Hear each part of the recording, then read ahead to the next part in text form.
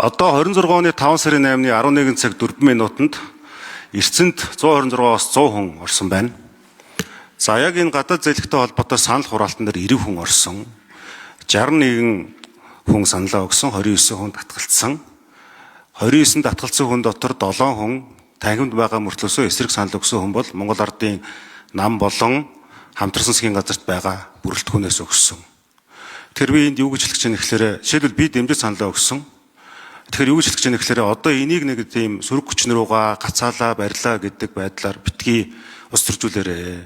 Ерөнхий сайд, энэ танхим нь бодлогоо, инхвер сайд, энэ бодлогоо энэ эхлээд энэ засагт байгаа кабинеттаа их хурлын гишүүдтэй хангалттай ойлгуулж чадаагүй болмоос энэ хуульч унлаа шүү. Ашиглагдаагүй гадаад төслийн зээлийн үлдэгдэл 12.6 их найт төгрөг төрсний 53% нь бол газрын тосны боловсруулах үйлдвэр. Эрдэнэ мөрөнгийн усан цахилгаан станц зэрэг мега төслүүд байсан.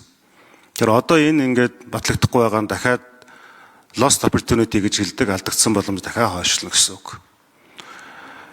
Уг нь бол бид нар ингээд энэ нэг эдийн засгаа ахиулахын тулд зарим юмн дээр бол энэ мэдээлэлээс авахгүй. Та нар гишүүдийг битгий буруутгаад асуулт асуудаг л хангалттай мэдээлэлээ өгөхгүй нөгөө гуйд дагаж хүзүү гэдэг шиг өсөнд боосон чулуу шиг юмнууд завсраар нь оруулж ирээд ийм л болж штэ. Нэг хоёрдугаарт болохоор энэ гадаа ингээл бахан хүмүүс өөрхий ахмадууд ингээл зогсоол тэтгэвэр тэтгэмжийн асуудал тэгээд багш нарч тэр эмч нарч тэр нийгмийн гол ачааг нуруунд дээр авч явж байгаа хүмүүс ингээл зогсдог. Гал унтрах маягтай энэ асуудал хандаад байдаг. Уг нь бол энэ одоо аудитэд зөндөө хэлсэн өмнө нь учир сайдыг ерөнхий сайд болоход нь бас хэлсэн нэг зүйл байгаа шүү дээ. Нөгөө үндэсний аюулгүй байдлын үзэл баримталтаа төсвийн хүрээгээ нийцүүлээч гэж. Одоо бол зөвхөн ёс төдий зарчмын хувьд нийцэж гэнэ гэдэг дүгнэлт 16 жил хийгдэж ирсэн. Энэ хийгдэхгүй байгаа. Мэдээ сонсохны одоо энэ аюулгүй зөвлөл дээр энэ бичиг баримтал нь болоод яваад байгаа дээрээс нь засаг руу шилжчихсэн гэдэг. Тэр яагаад энийг хэлээд байна гэхээр Монгол улсын үндэсний аюулгүй байдал, хөгжил дэвшил, хүний аюулгүй байдал энэ зүйлд хамгийн нэгэн шаардлагатай зүйлийг бид нэр төсөвтөө оруулах. Тэхийн тулд энэ төсвийн хүрээ рүүгээ чиглүүлэх хэрэгтэй юм байгаа шүү дээ. Тэгэхгүй болохоор энэ чухал байсан та нар ойлгосонгүй унгаачлаа гэдэг байдлаар ингээд агсагнаад иж болохгүй. Энэ чинь бүгдээрээ л Монгол хүмүүс, бүгдээрээ л үндсэн хуулийн дээр тангар горгосон хүмүүс байгаа шүү дээ. Тэм учраас засгийн газар энэ бодлогоо ийм учраас гэдэг одоо тэр beyond reasonable doubt гэж хэлдэг. Одоо хөдөлшгүй нотлох баримт тэр үндслүүдээ энэ хууль тогтоогч нартай сайн ойлголцуулж энэ талаарх зүйлүүдийг маш сайн хийдэг байх ёстой. Тэгэхээр ерөнхий сайдаас асуулт асууя. 2024 оны 7 сарын 9-нд байгуулагдсан оюун эрдэнэ засгийн газар 578 зүйл заалттай мөрийн хөтөлбөр дэвшүүлсэн. Мэдээж энэний 70 орчим хувь нь бол эдийн засаг руу чиглэсэн бомб гэсэн чиглэлтэй явж ирсэн. Одоо энэ олон мега төслүүдийн тухайн асуудал бол эндээс гарч ирсэн. Дараа нь Зандан шитрийн тэргүүлсэн засгийн газар байгуулагдсан. Зандан шитрийн засгийн газрын үед бол зарим зүйлээ буюу одоо эренбийн хувьд бол өөрчилсөн. Оюун эрдэнэ засгийн газар Зандан шитрийн засгийн газраас ялгаатай нь за та бол одоо ингээд чөлөөллийн эдийн засгаа идэвхжүүллийн хувийн хвшлийг ингээд боломж олгоё гэдээ явж байгаа. Яг энэ зарчмын шин чанартай стратегийн ялгаатай зүйлүүд нь яг юу юм бэ? Энэ дээр бас тодорхой хэлмээр байгаа. Өөрөөр хэлбэл урагшаага явахын тулд эдийн засгаа эрчимжүүлэхийн тулд альнаас нь татгалзаж байгаа. Одоо туулын хурдны зам гэж сая одоо жишээлбэл ингээд шүүхэр шийдэх ёстой гिचлээ. Тэнгуут энэ одоо эдийн засгтаа өөрчлөлт оруулахгүйгээр өөрөлд бүтцийн хувьд бол дүнгийн өөрчлөхгүйгээр энийг урагшны явуулъя гэдэг байгаа. Энэ үндслийг та нэг тайлбарлаад гаач. Энэ аргументыг нэг сонсомоор байна. Тэгээд за ерөнхий сайд нэм усрын учрал хариулъя.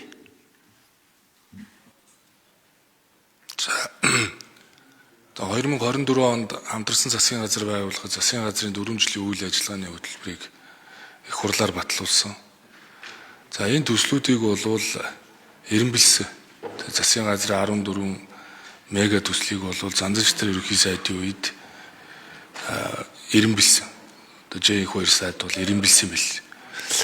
Тэгэхээр цаашдаа бол усын хөгжлийн жилийн төлөвлөгөөг та бүхэн харж болно. Бид нэр энэ жил бол ер нь за эдийн засгийн магшиж байгаа үед зөв хувийн хвшлээ дэмжих нь зөвхөн төсвөөс гэхээс илүүтэйгээр нөгөө төрийн оролцоог хумх чиглэлийн бодлогуудыг л явуулж байгаа. Дээрээс нь зах зээл дээр байгаа ажлын байруудыг хадгалах бодлогуудыг явуулж байгаа. Ажлын байр нэмэгдүүлэх, төр хувийн хвшлийн түншлэлийн одоо үйлдвэрүүдийг барьж байгуулахыг нь дэмжих тэр зөвшөөрөл дүрм журм саатэгүүдийн гацаануудыг арилгах бодлогуудыг хэрэгжүүлж байгаа. Яг ийм цаг үед бол аливаа улс орн бол ард түмэндээ, иргэддээ, аж ахуй нэгжүүдэд итгэж урагшилдаг. Тийм учраас энэ дөрвөн чөлөөлтийн бодлого бол энэ рүү л чиглэж байгаа. Тийм ч учраас одоо бид сая жилийн төлөвлөгөөн дээр та бүхэн сонссон баг. Энэ гангийн үйлдвэр, зэсийн үйлдвэр, нүүрс пиролиз, за тэр хөнгөн цагааны үйлдвэр гэдэг тодорхой хэдэн үйлдвэрүүдийг төсвөө санхүүжүүлэхгүйгээр барьж байгуулна гэдгийг бол тусгай явж байгаа. Үүнийг хийхин тулд тэр зөвшөөрөл дүрм журм саатэгүүдийг арилгах. Жишээ нь эрчим хүчин дээр ихэд 5 одоо сэргийгдэх эрчим хүчний төсөл өчигдөр зарлагдлаа гэдэг шиг төсвөө санхүүжүүлэхгүй төслүүдийгээ ингэж явуулахыг л илүүтэй гол зорилгоо бол болгож байгаа. Жишээ нь гадаад зээлийн ашиглалт гэхэд та дөрөв хэлж байна 1.2 их 80-аар өнгөрсөн жил бол гадаад зээлийн ашиглалт батлагдсан. Сая би тэр дүнгийг харлаа. Одоо жишээ нь газрын тосон зөөр 145, Эрдэнэ бүрэн дээр 82 тэрбум гарцсан байгаа байхгүй. Тэгэхээр ингээд энэ оны төгсгөл рүү буюу 7 сараас хойш бол ер нь гадаад зээлээ ашиглаж чадахгүй байдал руу орчиж байгаа. Сая энэ хууль батлагдаагүй байсан учраас тэгтээ батлагдах эцсийн хилцээлээр шилжсэн байсан учраас бас нэг гадаад зээлийн ашиглалтаас 300 хумээд оруулаад ирсэн. Тэгээ одоо ингээл энэ орон зайд урагшлна. Тэгтээ төслүүдийг иргэн бисний хувьд бол саяны 2 төслүүдийг бол бид нар тэргүй ээлжинд хэрэгжүүлнэ гэдгийг ирэмблээд бол явж байгаа. Тэгэхээр эх жилийн төсөв бол нэлээд одоо хумсан дээрэс нь урсгалыг нэмэгдүүлсэн л байхаас өөр замгүй болж байгаа. Гол нь энэ ажлын байрыг хадгалж үлдэх бодлогыг л явуулах гэж байгаа.